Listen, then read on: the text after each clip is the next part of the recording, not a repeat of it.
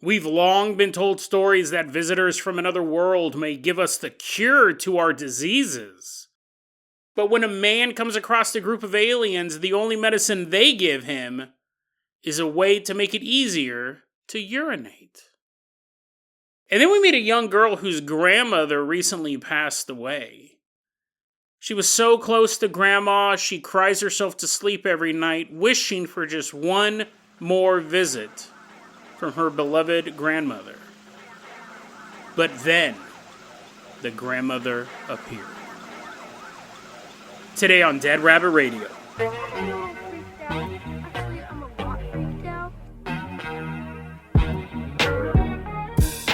Hey everyone, welcome back to another episode of Dead Rabbit Radio. I'm your host, Jason Carpenter. I'm having a great day. I hope you guys are having a great day too. I hope you guys are having tons of fun out there in the world, doing lots of cool stuff. We got a ton of stuff to cover, so first off, walking into Dead Rabbit Command is a returning Patreon supporter. Everyone get on your feet and give a round of applause for Moon Man. Woohoo! Yeah! He's floating down from the night sky. Get down here, Moon Man. Whee! Moon Man, you're going to be our captain, our pilot this episode. If you guys can't support the Patreon, that's fine too. Just help spread the word about Dead Rabbit Radio. Helps out so much. I was laughing because I was thinking about all of the geological catastrophes that's happened now that the moon is on Earth. Technically, he's a moon man. He's not the moon himself. Moon Man, I'm going to go ahead and toss you the keys to the Dead Rabbit dirigible. We're going to fly close to your home, out in the sky, fly us out of Dead Rabbit Command, and take us all the way out to Sweden. Got a moon man hanging out, piloting the Dead Rabbit dirigible. This story was actually a recommendation from a longtime Patreon supporter, longtime supporter of the show, sent us a ton of good stuff over the years. Also left an abandoned child in the middle of the woods. Drove past her. You think I forgot about that, Ampus Allen? Ampus Allen sent us that story. He's driving down the road in the middle of nowhere, and a little girl was just standing there on the edge of the forest, and he's like, oh, that might be a ghost. And so he just plowed past her, dude. He just kept driving. Could have been a little girl looking for her way home. Who knows? Could have been a spooky, spooky ghost. Could have been a real-life flesh and blood human. We'll never know. But Ampus Allen, thank you so much for sending over this story as well. This is a crazy one. I'll have to admit, this is one of those stories that when I first heard about it, I thought one way.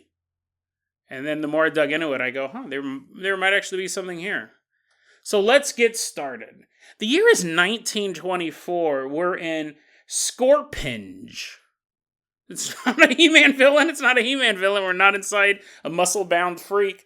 Scorpinge, it sounds pretty awesome. It's actually just the town in Sweden. Scorpinge, that's in the Ängelholm district. All this stuff sounds like He-Man stuff. Ängelholm County, state, however they call it over there. Scorpinge. We're about to meet this guy. His name is Gösta Karlsson. And in 1924, he's 6 years old, and he's loving life, just as all 6-year-olds should. He's running around going, Papa, Mama, look what I got. He's running around. He's so happy because at age 6, he got his first beehive. Now, I'm assuming someone gave it to him, and it was a box. I'm not assuming he ran home with a chain of bees in the form of a fist chasing after him.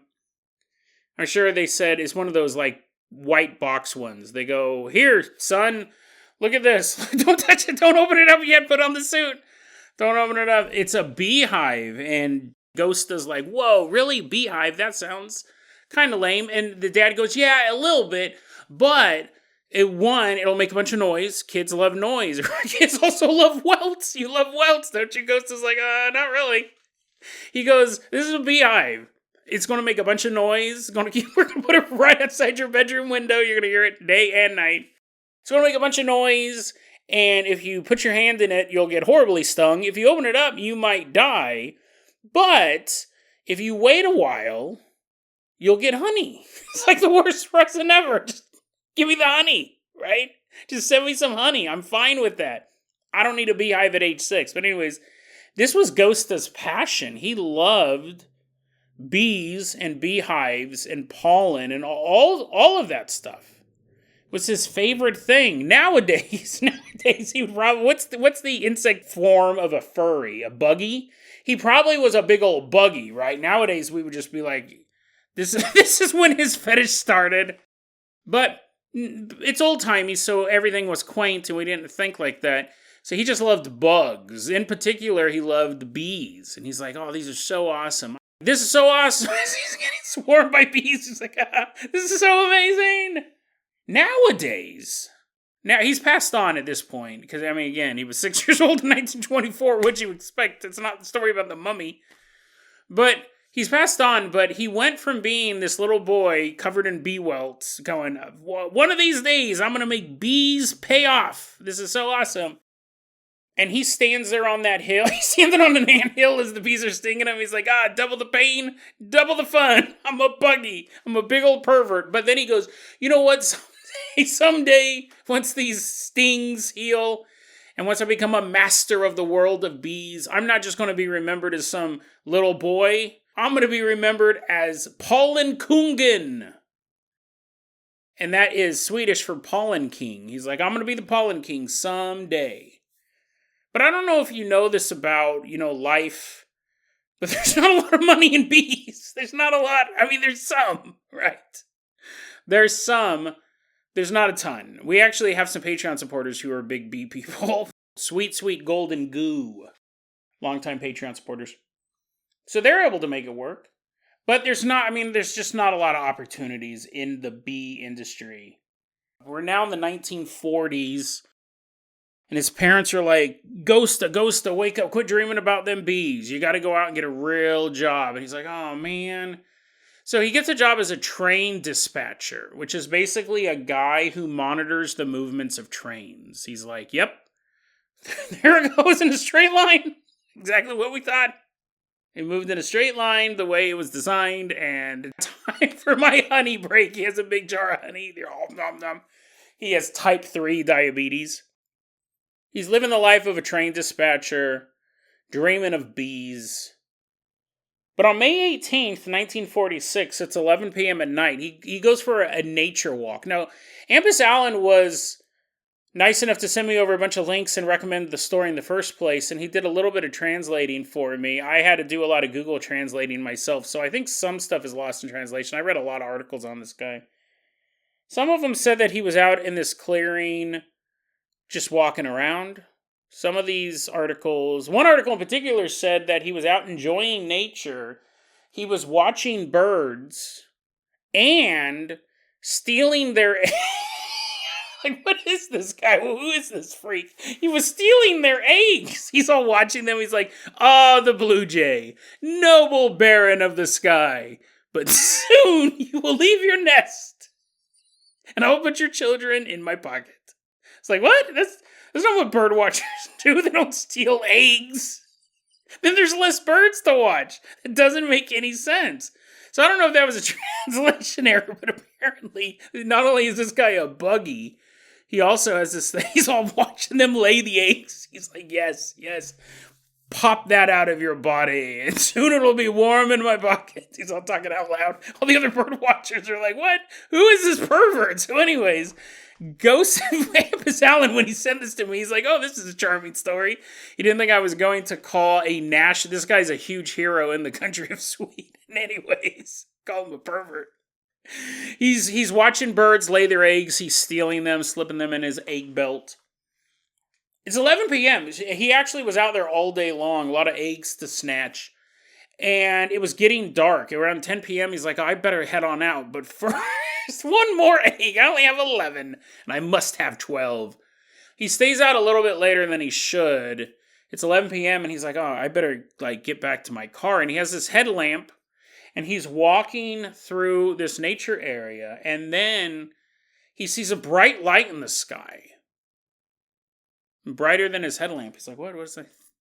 What is that? And is it an angel? Is it an angel? Can I steal its eggs as well? Do angels lay big, delicious eggs? He sees this light in the sky. It's brighter than day for a moment. And then he's, obviously now kind of his curiosity is piqued. He walks over to this clearing and he sees what he describes as a carousel in the woods. which would be terrifying. This turns out to be a UFO. That was the best thing he could describe it as in 1946. Terms like flying saucers or flying discs, these weren't in vogue. These weren't really well known at the time. But let's step back for a second. Imagine if you were walking through the woods, 11 p.m. at night, in a place, there's no roads. Like, he has to huff it back just to get to his car. He's going to have to eat a couple eggs on the way to keep his protein levels up. He goes, there's no roads, and I came to a carousel in the middle of the woods. That right there would probably be one of the top 5 most terrifying things, paranormal-wise, I think you could see. Like, it's just so weird. Exactly. I mean, would you run up and get on a carousel that was in the woods, like, fully operational? I don't know if I would. You're just asking for trouble. You're asking. That's the one thing I warn you about. I'm always doing stories about serial killers. Horrible stuff. I'm like, but guys, never get on a carousel. Use Ouija boards all you want. Never get on a carousel in the woods. He thinks it's a carousel in the woods. Then he sees a ramp come down. And these people start marching off of the ship. Like, at this point, he realizes it's some sort of craft. He doesn't recognize it. It's 1946. It's Sweden. He goes, oh my God, the Germans are here. The Germans are here. This must be some sort of German experimental vehicle. But it's not. That would be pretty alarming too. It's not. What it is, it's a craft. It's a UFO. Like we know nowadays, it's a UFO. He said the whole thing had to have been, it was like a typical disc-shaped object with a long radar tower, radio antenna almost pointing off the top, about 32 feet from the top of the tower, the conning tower, down to the UFO. He says these people walk out, 2 arms, 2 legs. And it's so interesting because he goes, as they were walking out, I didn't know what they were. I thought maybe I was hallucinating. I thought maybe it was the Germans. I didn't know what it was. Later in life, I was able to put a little more context to it. Ghosta said, he goes, as I got older and time progressed, he goes, I realized what they looked like was astronauts, human astronauts. And it wasn't until he started seeing footage of humans putting on their big spacesuits to go up into space to go to the moon when he could go, oh my God, those are the same type of suits those guys were wearing. And that's, again, a super interesting detail where you wouldn't know. If you would be like, they were really, really thick. They had really thick limbs and they just had one giant eye on their head. But as you got older, you'd be like, oh no, that must have been a spacesuit, like a stereotypical spacesuit they're wearing. He could see through their visors because he could identify that some of them are men and some of them are women. And he said the women had very modern haircuts. Again, an interesting detail. They were all blonde. They had modern haircuts. He gets this feeling. Ghost gets this feeling that someone's taking photos of him. Like he's being observed. He doesn't really know how. That's the best way you could explain it. He goes, I felt like someone was taking photos of me. But the aliens made no motions toward me. In fact, they seem to be working on something. They seem to be working on something that had to do with the craft itself. And he's just watching from the bushes. Expert bird watcher. He knows all of the unseen spots in wilderness. He's watching from the bushes. And he sees these aliens, these humanoid aliens, working on the ship. And then some other alien steps out of the ship and he's carrying a bunch of goblets. And he hands a goblet to each worker and the workers are drinking. Glub, glub, glub, glub, glub. They're drinking from the goblets and then they were tossing the goblets on the ground. They kept working. And then they all boarded the ship. And the ship took off.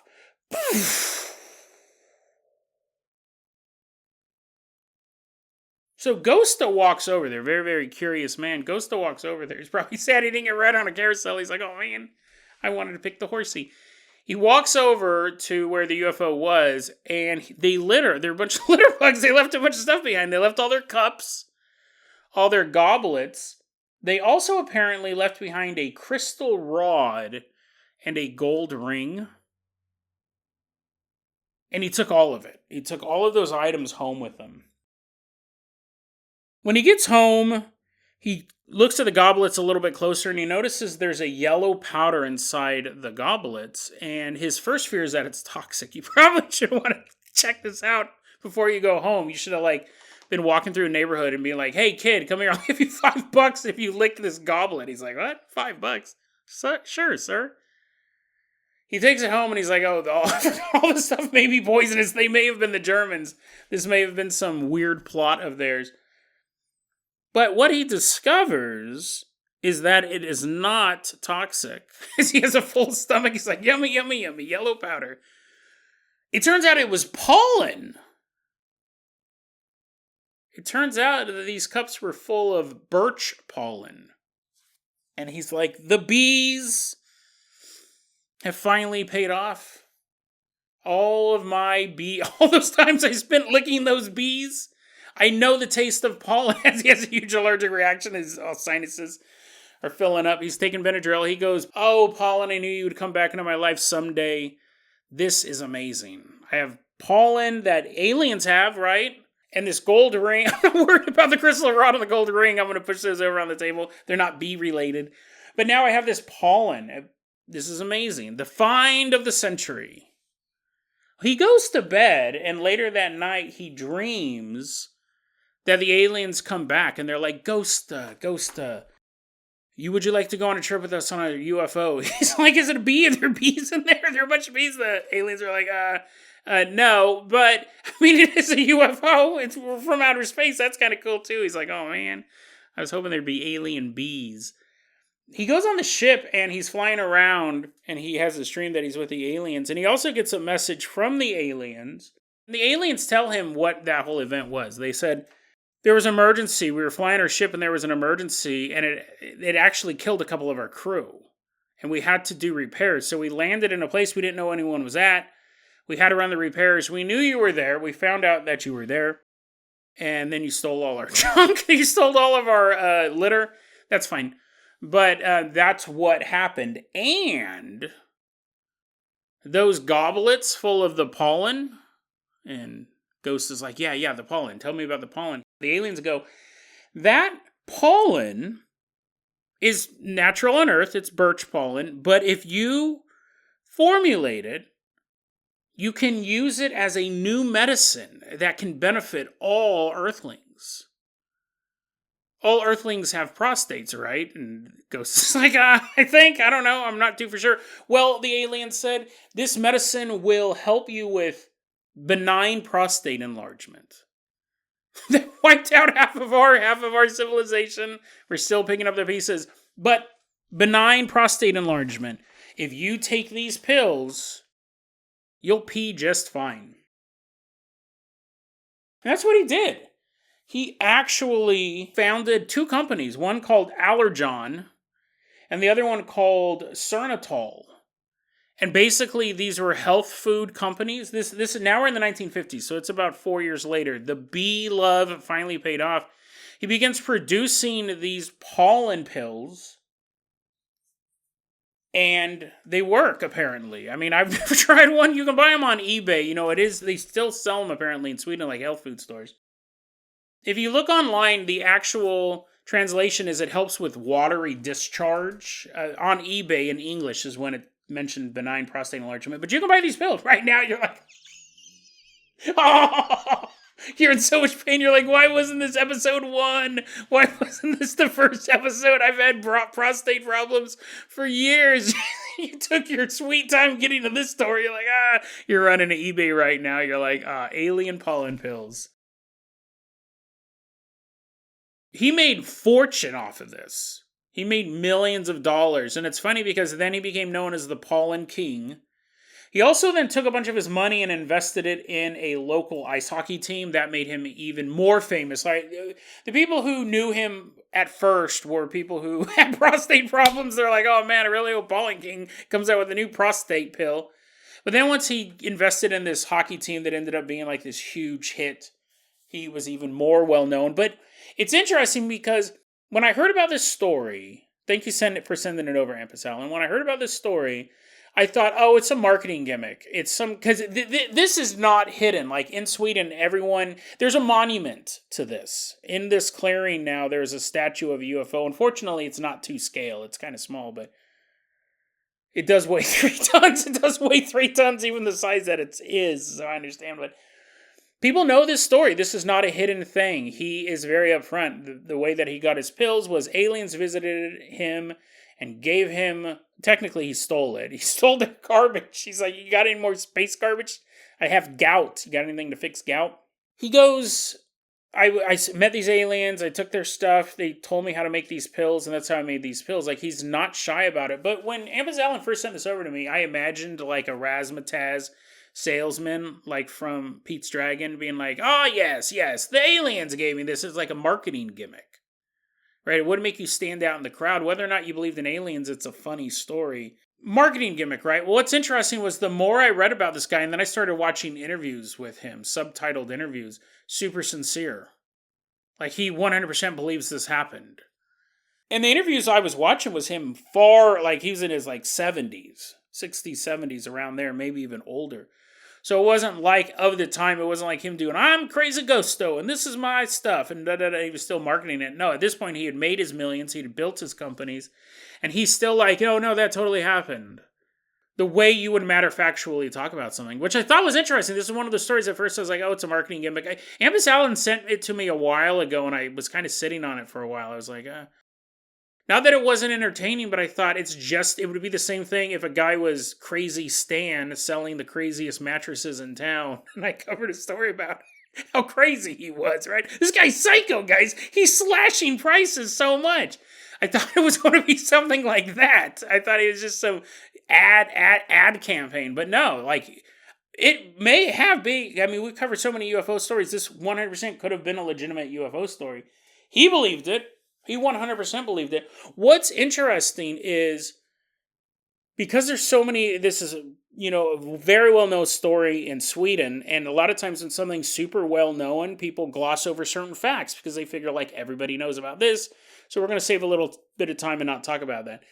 That happens, and then with the translation errors, there were details missing, like, again, what was he doing in the clearing? That's not necessarily, whether he was stealing eggs or just watching birds, I mean, it's not a huge difference. One does make him a little more maniacal.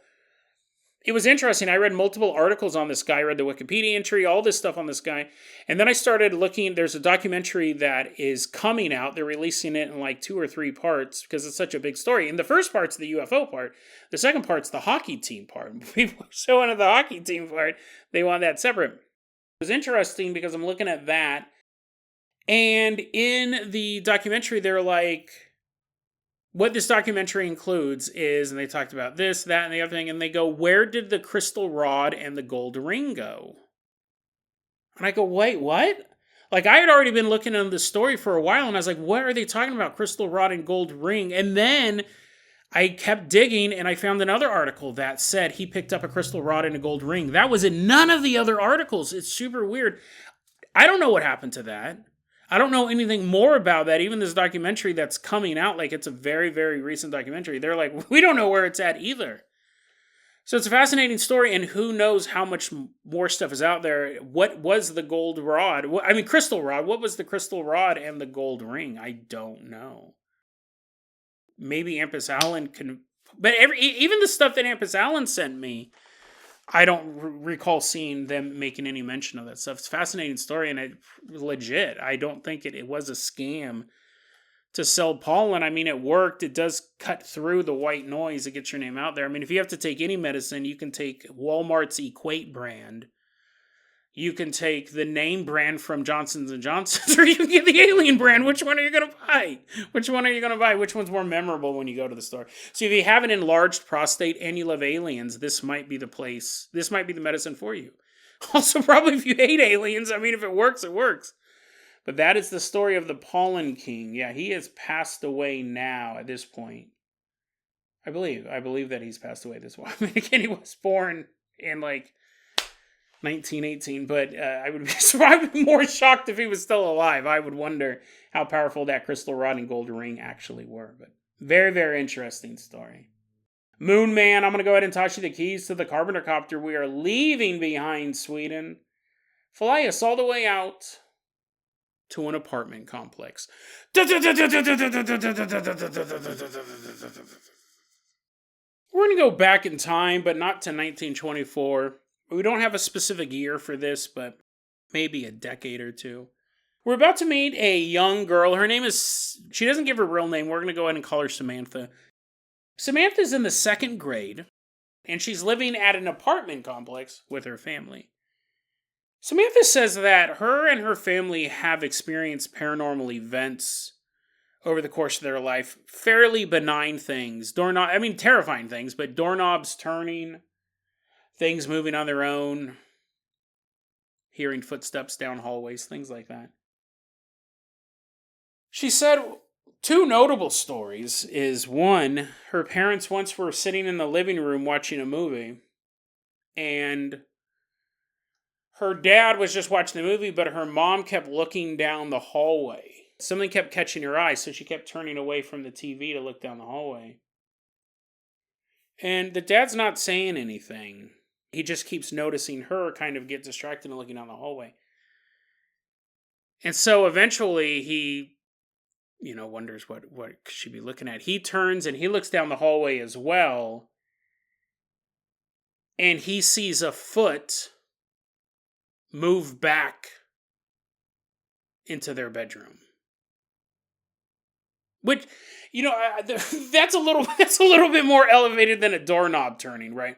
Not saying, again, doorknobs turning, footsteps down the hallway are terrifying, but again, that's your bedroom, by the way. That's the master bedroom. That's the parents' bedroom.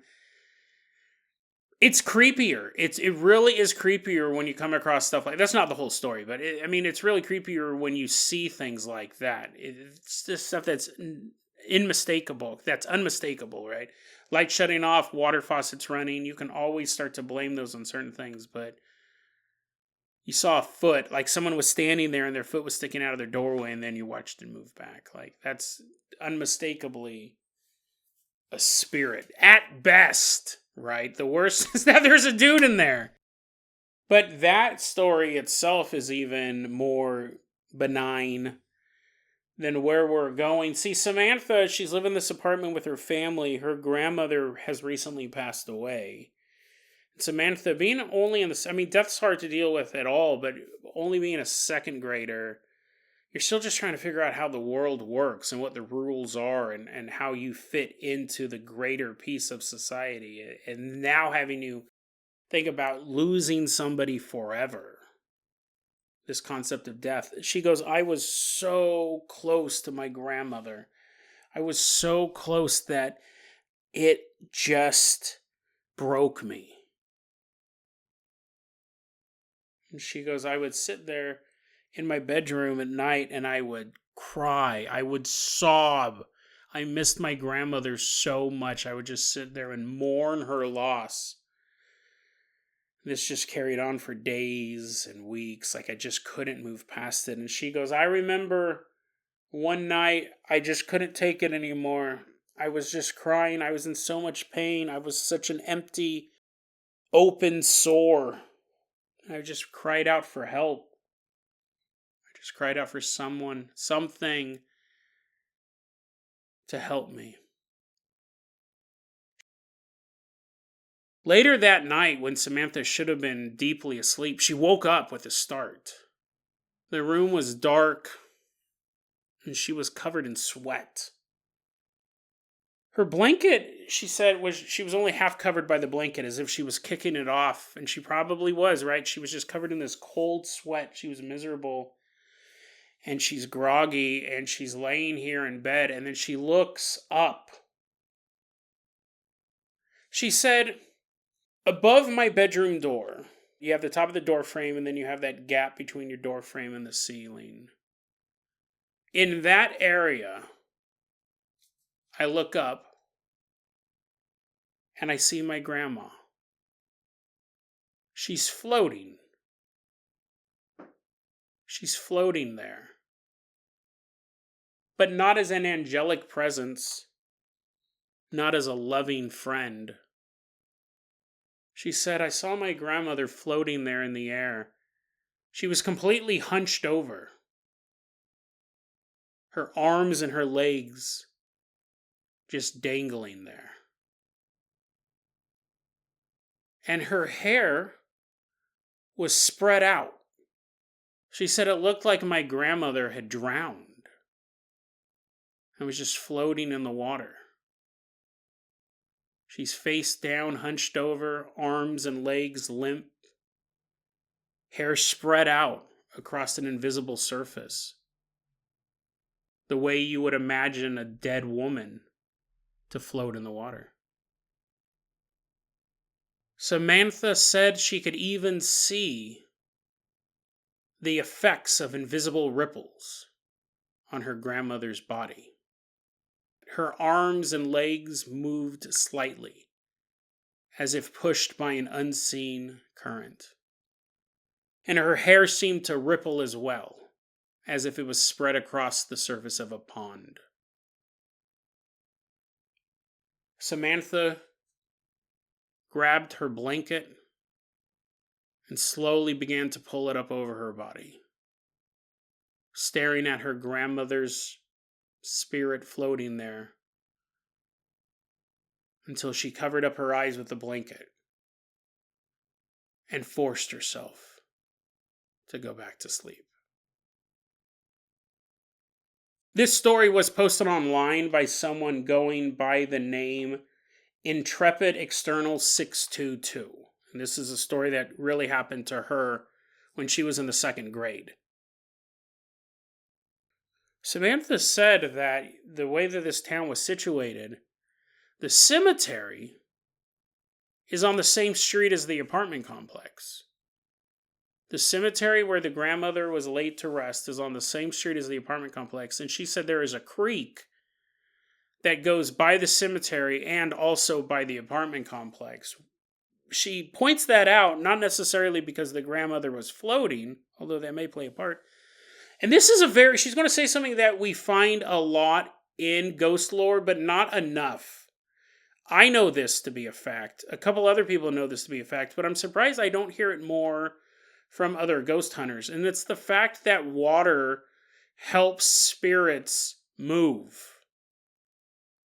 For whatever reason. It's interesting because water is used as a deterrent against some creatures, say like a vampire, very famously can't cross running water. There's other creatures like that that can't cross running water, but ghosts, it's more conductive to them manifesting and to them moving around is water. A ghost doesn't need it to be running water or a pool. But generally in places where there is water, a ghost will more likely manifest. You don't hear that a lot, but that is true. It's also interesting, and I really wish I remember where I found this. I thought it was just an interesting side note. I was reading one day, I didn't bookmark the page. It had the theory that the reason why faucets turn it on by themselves in bathrooms is such a common ghostly occurrence. It's because ghosts and spirits are always thirsty. And they're trying to quell that thirst. That's a creepy way to look at it.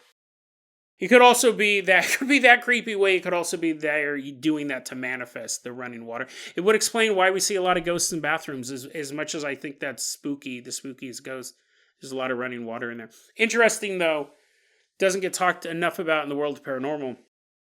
She does think that this is how the grandmother's spirit came to visit her. Maybe she traveled along that creek. She used that to manifest. But again, here's the thing, when you're mourning a loved one and you're asking to see her again, you don't want that, right? You want to see her as the woman you remembered. You want to see that peaceful spirit, being like, oh, I'm here. It's okay. Everything's fine. I'm at peace. Not a floating corpse. Which she does not say that her grandmother drowned, so I don't think that has anything to do with it. Why is she showing up as this floating, dead spirit? Now, obviously, you would say this is a dream. She's a 2nd grader. She's going through this whole mourning process. She's fearful of death. She doesn't understand it. She's just sobbing. And then she has a dream in the middle of the night. She wakes up. Or that she just imagined it, right? You wake up in the middle of the night. As an adult, you can see things. Imagine as a child, and a child in grief, seeing this thing. And, it's definitely possible, right? She did go and she told her dad. The next day, she told her father, she goes, I had the worst. I saw the worst. I don't know what it was. Last night in the middle of the night, I woke up and I saw Grandma.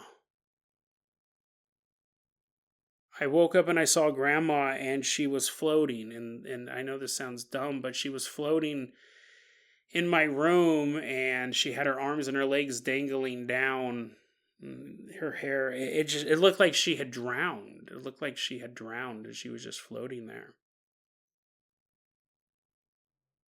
So she did tell her father, right? And I think any parent would try, you would tell your daughter, you'd be like, I'm sure they've had this conversation with her before. Death is complicated and it's very sorrowful, but it's part of the process of being alive. And the human body is a system, and no system is perfect. Everything's going to break down eventually, and it's all about living our life the way that we can. You would tell your daughter things like that and try to help her get over that grief.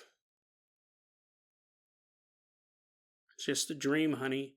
It's just a nightmare. It's just your imagination. But was it?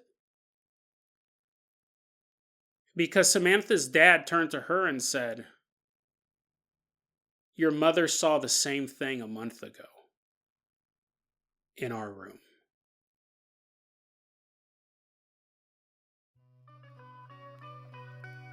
DeadRabbitRadio@gmail.com is going to be our email address. You can also hit us up at Facebook.com/DeadRabbitRadio. TikTok is @DeadRabbitRadio. Dead Rabbit Radio is the daily paranormal conspiracy and true crime podcast. You don't have to listen to it every day, but I'm glad you listened to it today. Have a great one, guys.